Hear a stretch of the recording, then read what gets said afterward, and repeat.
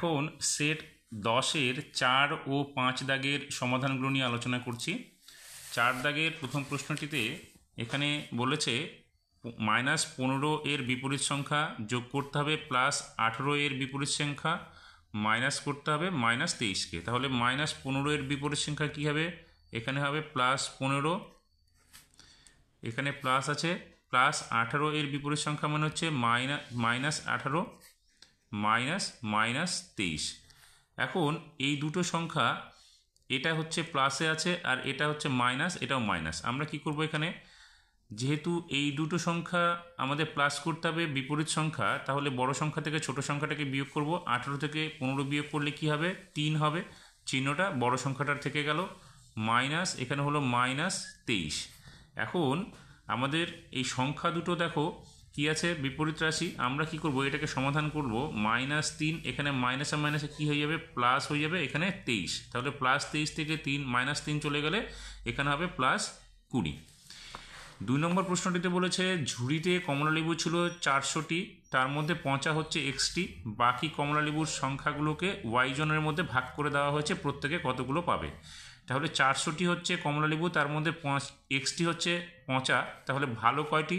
400 থেকে আমরা কি করব, xকে বিয়োগ করব, তার মানে 400 বিয়োগ xটি হচ্ছে ভালো।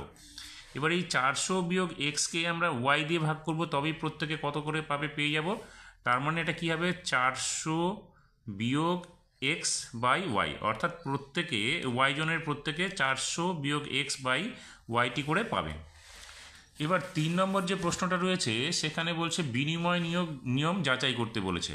তাহলে এখানে সংখ্যা দুটো ছিল হচ্ছে -5 ও -3। আমরা প্রথমে কি করলাম, -5 থেকে -3কে বিয়োগ করব। তাহলে এখানে কি হবে? -5, মাইনাসে মাইনাসে +3, তাহলে 5 থেকে 3কে বিয়োগ করলে এখানে হবে 2, চিহ্নটা হবে মাইনাস। অপর দিকে এবার কি করব, -3 থেকে -5কে বিয়োগ করব, তাহলে এখানে হলো -3, এখানে মাইনাসে মাইনাসে +5 হয়ে গেল। তাহলে এখানে বড় সংখ্যা 5 হয়ে গেল প্লাসেরটা, তাহলে এখানে হবে +2। এবার দেখো মান দুটো কিন্তু এক হলো না, এখানে -2 হলো, এখানে +2 হলো। তাহলে এখানে আমরা কি করব, এই মানটা নট ইকুয়ালস টু, অর্থাৎ এই মান দুটো সমান নয়। এবার এখানে সমান নয়, অথবা আমরা এটাকে এইভাবে গ্রেটার দেন দিয়েও দিতে পারি। এবার 4 নম্বরে বলেছে এখানে আমাদের গ্রেটার দেন, লেস দেন, সমান চিহ্ন, এই আমাদের চিহ্নটা বসাতে হবে। প্রথমে যে অঙ্কটা দেওয়া রয়েছে সেটা সমাধান করছি। এখানে -45, এখানে মাইনাসে মাইনাসে কী হবে? +52। এবার কি করব, আমরা এই +52 থেকে -45কে বাদ দিয়ে দিব, অর্থাৎ এখানে হবে +7। এখানে আবার কি করব, আরেকটা রাশি দেওয়া রয়েছে, তার মানটা আমরা বের করে নিচ্ছি। এখানে হচ্ছে -52, এখানে মাইনাসে মাইনাসে প্লাস হলো কত? 45। তাহলে এখানে কি হবে, এইবার -52 থেকে +45 বিয়োগ করলে এখানে হয়ে যাবে -7।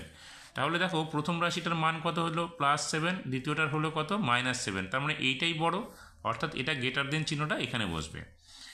এবার নিয়ন্ত্রিত সংখ্যা 5 নম্বরে বলেছে নিয়ন্ত্রিত সংখ্যা কাকে বলে, উদাহরণ দাও। দেখো নিয়ন্ত্রিত সংখ্যা তোমরা 162 নম্বর পৃষ্ঠায় পেয়ে যাবে। এখানে আমি সংজ্ঞাটা লিখে দিলাম এইভাবে, নিয়ন্ত্রিত সংখ্যা হলো এমন সংখ্যা যার মান ও দিক উভয়ই বর্তমান, কিন্তু কোনো একক থাকে না। উদাহরণ হিসেবে লিখলাম +2, +3, -1, -4। এর একক বলতে দেখবে বইয়ের মধ্যে লেখা আছে 2 কেজি, 1 কেজি, এইরকম লেখা আছে। ওই যে কেজি যে সংখ্যাটা সেটা হচ্ছে একক, কিন্তু এখানে যে সংখ্যাগুলো নেওয়া হলো সেগুলো শুধুমাত্র ধনাত্মক এবং ঋণাত্মক সংখ্যাগুলো নেওয়া হলো, এখানে কিন্তু কোনো একক নেওয়া হলো না। তার মানে এই সংখ্যাগুলো হচ্ছে আমাদের নিয়ন্ত্রিত সংখ্যা। কারণ এখানে বলা আছে নিয়ন্ত্রিত সংখ্যা হলো এমন সংখ্যা যার মান ও দিক উভয়ই বর্তমান, কিন্তু কোনো একক থাকে না। তাহলে এখানে দেখো মান আর দিক, অর্থাৎ এখানে প্লাস যে সংখ্যাগুলো সেগুলো ডান দিকে বসবে, এবং মাইনাস যে সংখ্যাগুলো অর্থাৎ ঋণাত্মক সংখ্যাগুলো সেগুলো সংখ্যা রেখার বাঁ দিকে বসবে। তাহলে এগুলো মান আছে এবং দিকও আছে, কিন্তু আমরা একক পাচ্ছি না এগুলোর, সেই জন্য এই সংখ্যাগুলোকে বলবো আমরা নিয়ন্ত্রিত সংখ্যা। এরপরে এখানে 5 নম্বরে বলেছে বৃত্তকলা কাকে বলে। দেখো বৃত্তকলার সংজ্ঞাটা আমরা এইভাবে দিতে পারি, তোমরা 232 পৃষ্ঠায় পেয়ে যাবে। সেখানে বলেছে কোনো বৃত্তের কোনো বৃত্তচাপ ও দুটি ব্যাসার্ধের দ্বারা সীমাবদ্ধ বৃত্তাকার ক্ষেত্রের অংশকে বৃত্তকলা বলা হয়। এবার 2 নম্বর প্রশ্নটা বলেছে সূক্ষ্মকোণ ও স্থূলকোণের মধ্যে পার্থক্য কী। দেখো সূক্ষ্মকোণ হচ্ছে কি, যে কোণের মান 0 ডিগ্রি থেকে বড় কিন্তু 90 ডিগ্রি থেকে ছোট তাকে সূক্ষ্মকোণ বলে। আর স্থূলকোণের বলে হচ্ছে যে কোণের মান 90 ডিগ্রি থেকে বড় কিন্তু 180 ডিগ্রি থেকে ছোট তাকে স্থূলকোণ বলে। আমরা এটুকু লিখলেই কিন্তু এর পার্থক্য হয়ে গেল। অথবা আমরা এখানে লিখতে পারি সূক্ষ্মকোণ 90 ডিগ্রি থেকে ছোট, স্থূলকোণ 90 ডিগ্রি থেকে বড় কিন্তু 180 ডিগ্রি থেকে ছোট। এবার 3 নম্বর প্রশ্নটিতে বলেছে বৃত্তকলা ও বর্গক্ষেত্রের মধ্যে দুটি পার্থক্য বলতে বলছে। দেখো রম্বস ও বর্গক্ষেত্রের মধ্যে দুটি পার্থক্য করতে বলেছে। দেখো আমরা একটা প্রথম পার্থক্যটা বলবো হচ্ছে রম্বসের কর্ণদ্বয় পরস্পর সমান নয়, বর্গক্ষেত্রের কর্ণদ্বয় পরস্পর সমান, একটা হয়ে গেল। দ্বিতীয় পার্থক্য হতে পারে রম্বসের বিপরীত কোণগুলি সমান আর বর্গক্ষেত্রের বিপরীত কোণগুলি সমান কিন্তু প্রতিটি কোণের মান এখানে 90 ডিগ্রি লিখব। বর্গক্ষেত্রের প্রতিটি কোণের মান 90 ডিগ্রি কিন্তু রম্বসের প্রতিটি কোণের মান 90 ডিগ্রি নয়। এই হয়ে গেল আমাদের দুটো পার্থক্য।